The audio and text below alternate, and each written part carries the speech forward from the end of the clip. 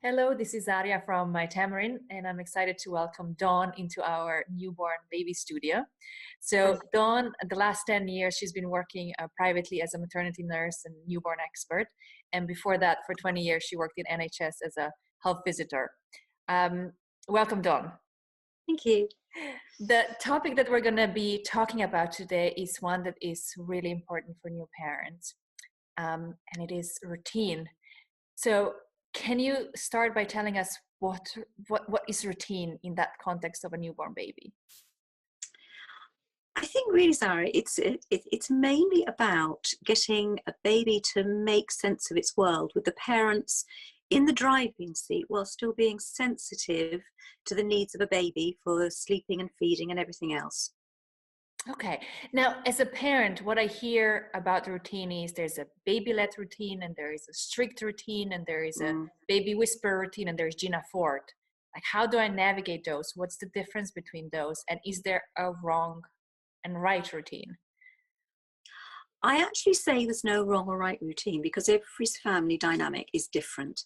And I think what really is important is to get a baby getting the fundamentals of a routine. So, for example, they will learn to understand the difference between day and night because the night is darker and it's quieter and rather more businesslike for feeding purposes. And the day, when there's more activity and they can expect more things going on around them. That's the fundamental starting place, I think, for getting a baby into a routine. And from that point onwards, it is very much about learning when to feed your baby often enough, but not so often that every time they wake, they want feeding. And after that, you find your own parenting style and you learn really with the right guidance whether you are going to be a person that really does like a strict routine and a baby to follow certain patterns, or whether you're rather more relaxed about it within certain parameters. Okay, that's great. So let's unpack this a little bit more. First, you say something about day and night. Let's talk about Mm. this. Like, do babies don't know the difference between day and night? Absolutely not. As most women have found in the later stage of pregnancy, that when they're trying to sleep at night, the baby is most active because parents, mums are able to stretch out and the baby can stretch with them. So they're naturally quite nocturnal creatures. And if you don't enable a baby to have the experience that night is different and more quiet from day, they are never going to learn that. So they're learning by our example, whilst at the same time having 24-hour needs. So they have the need, but it's up to us to kind of help them work within those parameters and help them make sense of their world. So to be very practical, Dawn, so how can parents teach their babies what is a day and what is a night if they don't recognize that just by the lights? Okay, I think the first thing I would say is it's about evening routine. So when you're preparing your baby for bedtime, you move away from the daytime area where you've got lots of smells and sounds and lights and all sorts of external stimulus, which really can take a baby into overload, which is why there's sometimes the fractures in the evening. They just, the whole day blows their mind. So moving them into a quieter space, whether you choose to bath them or just taking them into their bedroom to allow them time to unwind and undress them and give them a little massage, turn the lights down low, feed in a very quiet environment, and then settle them gently into sleep. And maintain that through the night when you're doing any night feeds, so that you don't put on televisions or radios or bright lights, and allow everything to be very calm, very businesslike. You don't stimulate them in any way. And in the morning, naturally, as daylight comes, you start pulling up blinds, you move them back into the daytime area, and your day begins. And you allow them to sleep either in the daytime area or in the bedroom, matter of personal preference. But that day-night distinction is a gradual thing. Doesn't have to happen from day one. But I usually suggest parents start thinking about it by the end of the first week. Okay. And how quickly will the baby learn this distinction between day and night? So if I follow your advice and I do the evening routine with a nice relaxing bath and, you know, quiet and dark feed, next day, will they know that this is nighttime and they should sleep? I wish I could promise that one. I think we have to be realistic here and say that your baby's personality has a huge impact on the way that they manage their world and what happens to them within it. And I think, we have to respect that. And I think that's one of the reasons where perhaps the Gina Ford model doesn't, perhaps in my view, take quite so much account of a baby's personality when you are applying a routine. if you take a slightly more flexible approach, you will recognize whether your baby is one of those that's quite sensitive to external stimulus, whether, if anything goes off piste a little bit, that they lose the plot, or whether they're quite placid about it. So I think all you do is sustain that rhythm and keep working with it. And as you grow in confidence as a parent, you work out what works best for your baby. So you're doing it in tandem, if you like, really. No promises it'll take a week or 3 weeks or a month, but with persistence and with repetition, your baby will learn by experience. Okay, so I think on that note, I think it's just worth noting that there is this general notion that it takes about 28 days to form a new habit. And you said, it can take and that's for adults, right? Yeah, So yeah, you say it can take a few weeks, a month for baby to learn. So I think it's important to recognize that so that, parents' expectations are managed. This is not something that's going to happen overnight. The baby no. really needs to learn something that's is a fairly new concept. Yeah, you're absolutely right there. Yeah. Okay. Now we mentioned Gina Ford a couple of times. While I don't Mm. want to dwell on it, I do want parents to understand what is really a Gina Ford routine.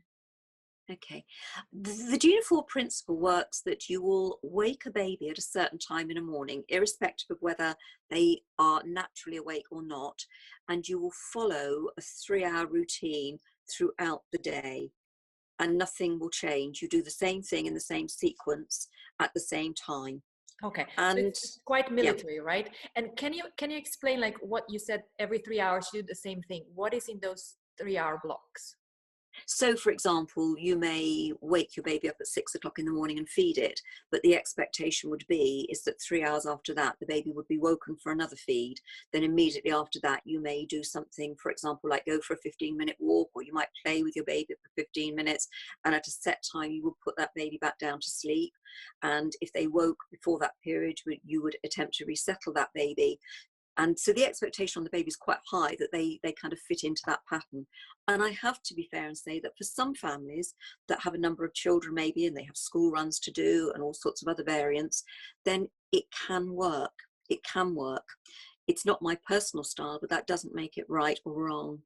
Yeah, okay, that's really helpful to know. So there are different types of routine. I think it's important for parents. I know that like firsthand when I had my boys to first understand what each routine means really and what are the Yeah, implications for you and the baby. And you're right, yes, like different types of routine fit different lifestyles and different life yes, stages. Um, yes. so that's sort of the starting point for parents. There's, like you say, there's no right or wrong. First, try No, to understand what are your no. options and then go for what suits you. But Dawn, there must be general principles. So in addition to helping baby distinguish between day and night, what are those golden rules, other golden rules of getting a baby into a routine? All right. I think feeding is probably a big issue, and we're not here to talk primarily about that, but it's about parents understanding that once a baby gets over the cluster feeding and the recuperation from the birth, after a couple of weeks, your baby should be in some sort of pattern where they feed, I don't know, a minimum of 2 hourly, working towards 3.5 hours as an approximation, depending on how big or small they are, whether they're gaining weight, all those sorts of things. And also it's about recognizing that not every cry means that a baby is hungry. So it's about parents learning what their child is trying to tell them. So if they've had a very busy morning and they've perhaps been out to a baby group and they go home and visitors arrive, is your baby just in sensory overload? Is it a busy household with other children? Does the baby ever get a quiet space? So it's about learning what your baby needs and setting aside time after a feed to spend a little bit of time with your baby awake, so that your baby doesn't always make the association of being fed to sleep. You can't always do that, but you aim for that. And recognizing when your baby is showing you when they're tired, when you know what clues to follow, it becomes easier to think, oh, okay, my baby's been awake for an hour, maybe an hour and a quarter, which in the early days is probably the most they can manage. Time for a little sleep. And so you lay them down, and if they wake very prematurely, you read a little bit or get some advice around whether they are perhaps just changing sleep cycles, and so that they can be resettled and they don't necessarily need to be pulled out and played with. So I think that's a really important point for parents also to understand that the baby basically goes through these cycles when they sleep, then they wake Mm. up, they need to be awake for a little bit, and typically for far less than you Mm. would expect them. Then Yeah. they get hungry, they need to be fed. Yeah. Then, ideally they don't go straight to sleep, like you say, because then they associate sleeping with feeding, and they always want to be Yeah. fed in order to fall asleep. But basically it's these three things, right? It's between sleep, awake time / activity, and Mm. feeding, right? So you're basically just going from one to another to another to another to another, right? I think you summed it up beautifully. Yeah, I do. um, yeah, okay, so that's not as exciting, but I guess it's the baby life, isn't it?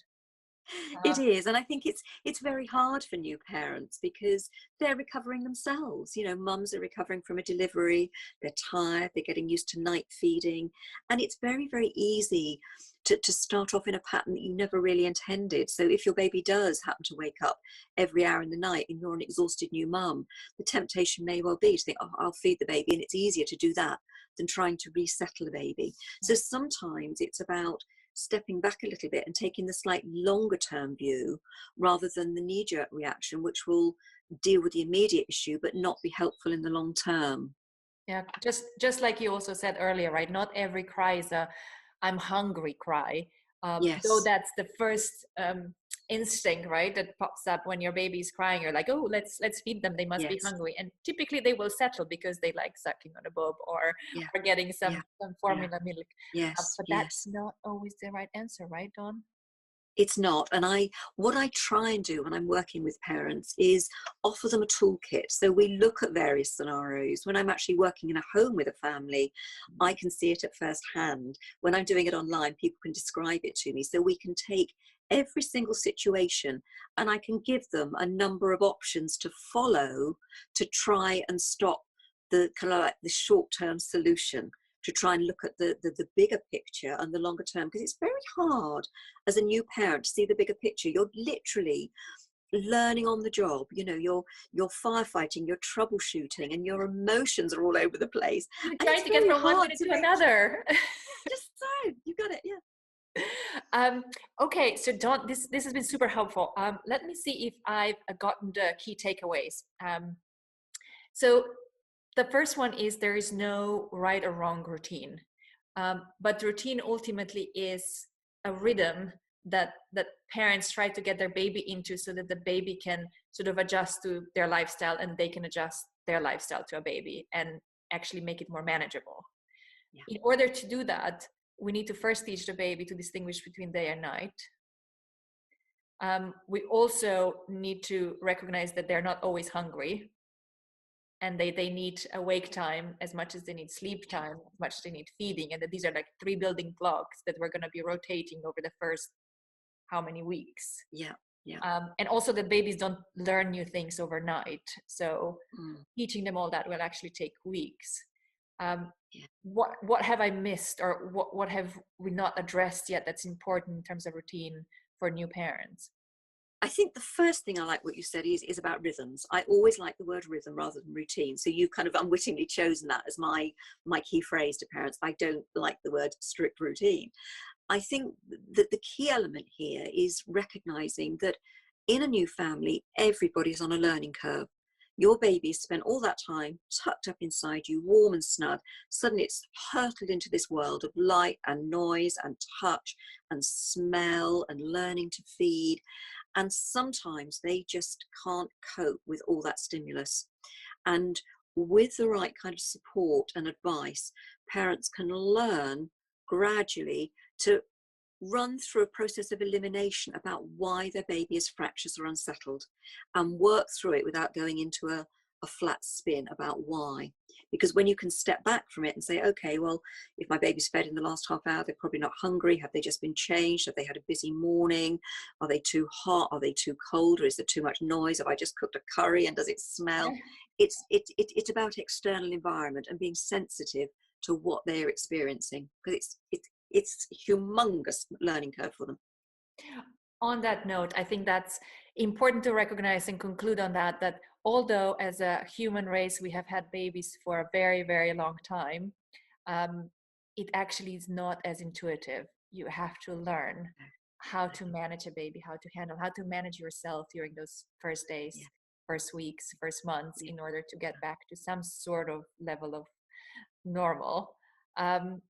Thank you so much, Dawn, for that. This has Okay. been super helpful. And if parents need more support from you, they can reach you online as much as residentially when this is possible. Is that correct? Certainly, with my pleasure. Yeah. All right, super. Thanks. Thanks again, Dawn. I've enjoyed